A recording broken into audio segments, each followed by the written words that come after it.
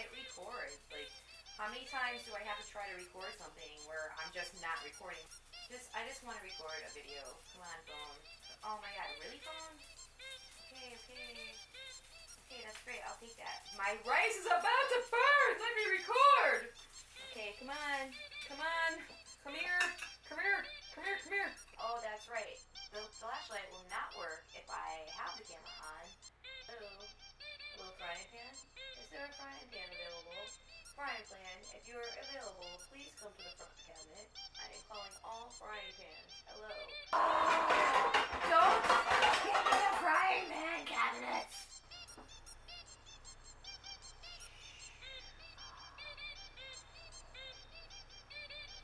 Oh my god, what am I doing? Come on in. The ceremony.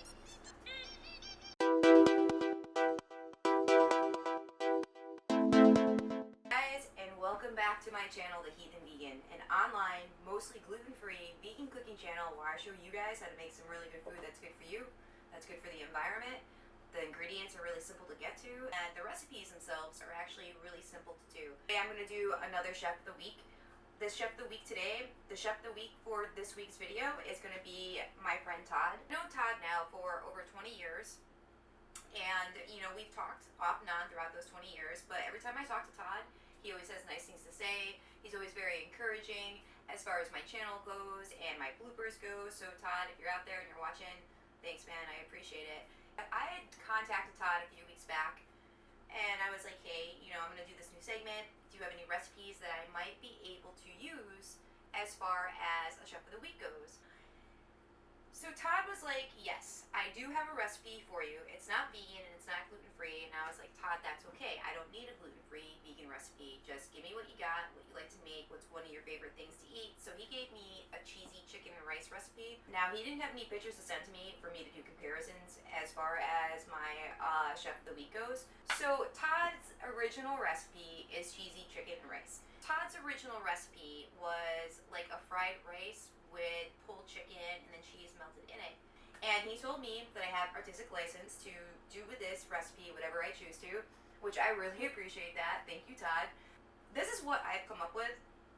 And I know usually I have the ingredients out here and I show you guys how to do this and I show you guys how to do that. But anyway, today I'm going to do things a little bit differently. I'm going to record as I go. I'm going to like do the close-ups and stuff like that. And this is what I am going to attempt here. I haven't done it before. I didn't have time to like check this recipe out beforehand. Here's my idea.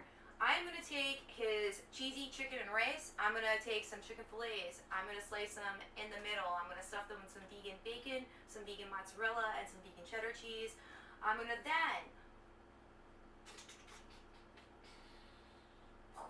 then after that, I'm going to bread them with some gluten-free panko breadcrumbs, soy milk, and cornstarch. So I'm going to attempt to air fry one. I'm going to attempt to bake one.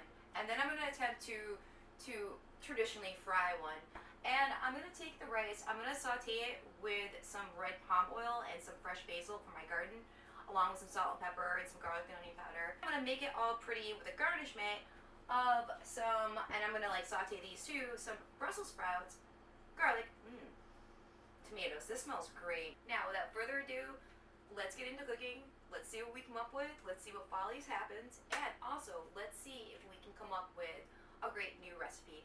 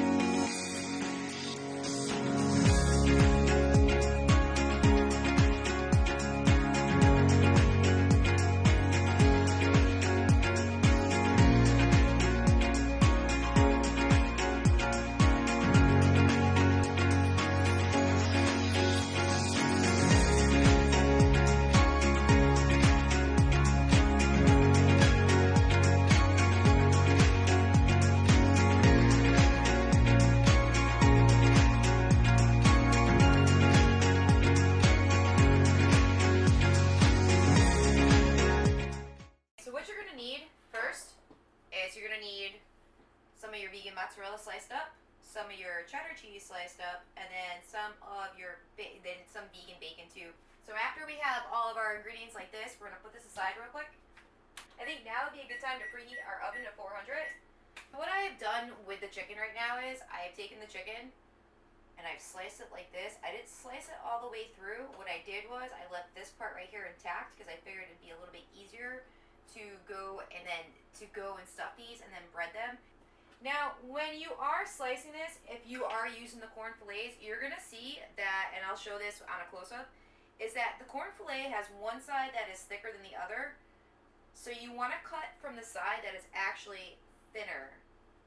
So with the corn fillet also, what I should let you guys know is that they come in the frozen section. Like a lot of grocery stores now have a frozen meatless department. And so they're going to be, basically they're going to be frozen. And what you're going to want to do is, and this is what I did, you're going to want to take the corn fillets and you're going to want to put them in a bowl with water, enough water to cover them up, put them all at the same time, put them in the microwave for 3 minutes, and then let them stand for at least 10 minutes so that you'll be able to cut them, because if you just try to cut them right out of the package, they are going to be frozen, and that's not going to be good. So now what I'm going to do is, I'm going to take one of my corn chickens, just like that. That opened up a little bit, just like that. I'm going to take a piece of my, 2 pieces of my cheddar cheese. I'm going to take a piece of the bacon. I'm going to put the bacon in just like that. And then with my mozzarella, I'm going to put in 2 pieces of the, I'm going to put in a couple of pieces of the mozzarella. And then I'm going to close it up like this, and I'm going to do it to the rest of my chickens.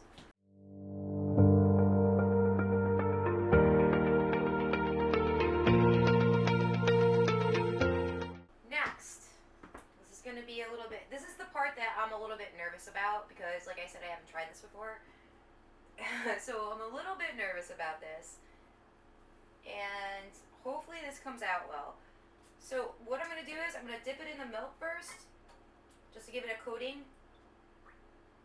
Then I'm going to dip it in the cornstarch to give that a coating also. I'm going to re-dip it in the milk. And then I'm going to dip it into the panko breadcrumbs. And I'm going to really coat it up as best as I can. And then take it out. Yeah. Wow.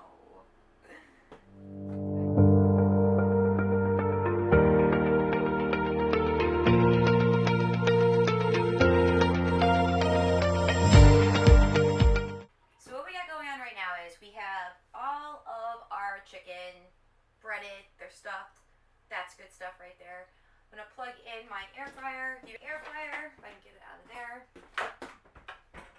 I'm gonna pour my vegetable oil in here till it's about probably like halfway filled up. I'm also gonna do is right here, what I wanna do is I'm gonna put a little bit of oil in the bottom of this pan, but I'm not gonna use vegetable oil. I'm gonna use olive oil on this. Put in this one. So, I'm going to turn my air fryer on for 15 minutes at 400. I almost hit the power off button again. I can't believe it. Oil is heating up for my other chicken breast. Now, I'm going to put this one here, and I think I'm going to spray a little bit of canola oil on this. I just put my chicken in the oven. I have it preheated to 400. I'm going to put the timer on for 15 minutes also. Alright. Now, last but not least, we have the traditional way of deep frying. I have some oil in a pan. And for our last chicken, I'm going to try to gently place this in here.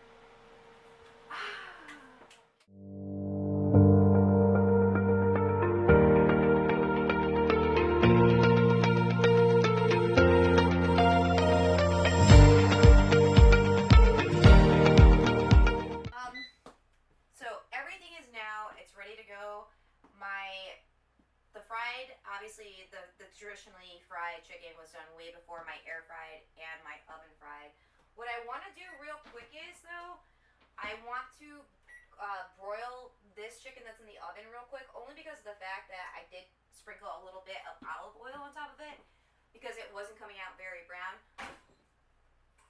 This is done. We'll take that out. This is our air fried. It looks, oh my god, our air fried looks almost like the traditional fried. So that is really exciting. I'm really excited about that. Now what we're gonna do is we're gonna saute up our vegetables real quick. Our small saute pan on our burner, and we're gonna put it on like medium to just about medium high. We're gonna put it on medium heat. I'm gonna put in about a quarter of a cup of the cherry wine sauce. I'm gonna put in just a like dollop of olive oil.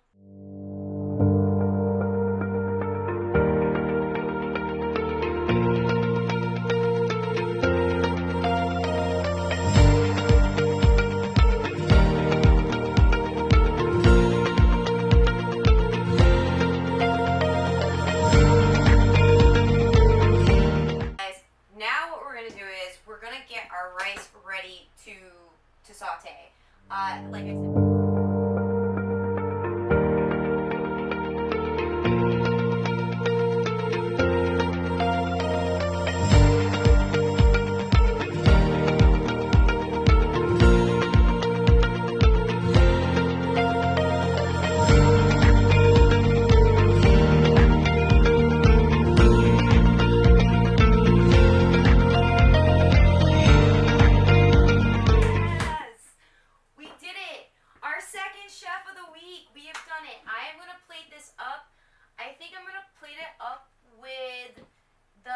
Chicken that was baked because the fact that it looks to me the most appealing. I'm gonna plate this up and I'm gonna show you guys my version of my friend Todd's chicken and rice. Again, Todd, hey, thank you so much. And again, you guys, if you have any recipes that you'd like for me to try to make and give you a shout out to, whether they're gluten free, whether they're not, whether they're vegan, whether they're not, doesn't matter. Give me a comment down below. Let me know if you have a recipe. I'd be more than happy to give a shot at it. If you want to give me some artistic license, I'd be really, really grateful. Anyway, let's get this plated up and let's see what we got going on.